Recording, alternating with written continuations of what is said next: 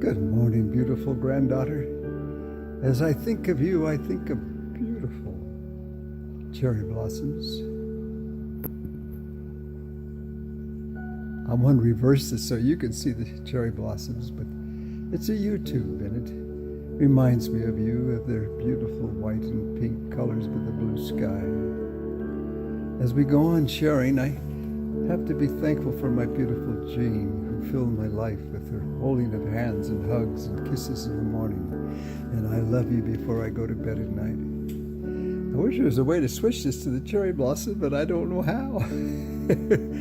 Anyway, there's a beautiful YouTube with beautiful music. I wish you beautiful music throughout this day.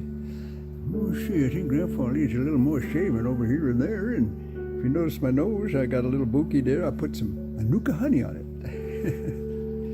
Anyway, as we go on sharing, I have to think of these beautiful people that came into my life, all this at that, who had the ear Coppola device at Coyote Hill. This is, can I put my paw pusses in your tanks while you're building this crazy new park? It was a park also where I was at the 728 Missile Battalion, and the very beds that I slept in was also right there, whereas I'm redoing this park into a Coyotes Hills Park, where the Ohlone Indians spent most of their life.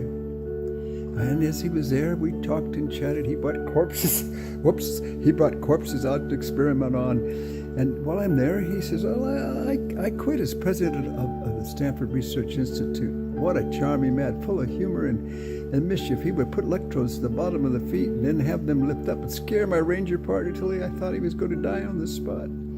But he gave me the number to Stanford Research that opened a Pandora's box of cherry blossoms and blue skies to be shared with me for a lifetime.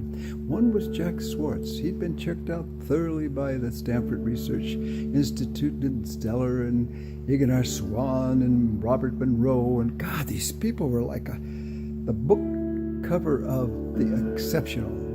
They were doing a thing called remote viewing. But he would send me the studies. What a great spirit. He sent me their studies, and I could see those studies beneath the deepest open, way down the deepest canyons in the submarines to the astronauts out in space, doing this thing called remote viewing. But Jack Swartz we're going to concentrate on today. He was studied using this remote viewing. Yes, he was good at it, but his thing was, he was captured during the French Revolution, and he was tortured, and the guards went out from it. One stayed with him. They wanted to know where all the rest of the guys were so they could capture them and get on with this war and win it. But he let Jack go out the door, and he says, "You know, young man, they're going to kill me, but you have a good life." Jack spent his life studying pain. Oh, we have tribes throughout the Zulacola, some of the fastest runners in the world, who they believe to this day they're able to win all these races and Olympic gold medals because they could endure pain. But Jack, wow.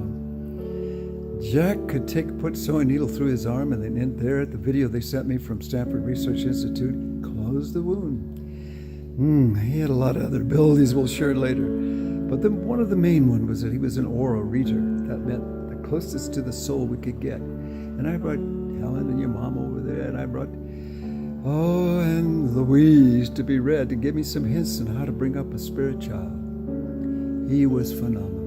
Anyway, I'm going to carry this into too long a dissertation, but let's put Jack Swartz as one of the most interesting human beings that I met on my journeys. I hope you enjoyed the music, and you can't see him. I wonder if I turned around this way. If you can see the cherry blossoms just for a moment. Then back to my ugly voice, and we'll turn it off.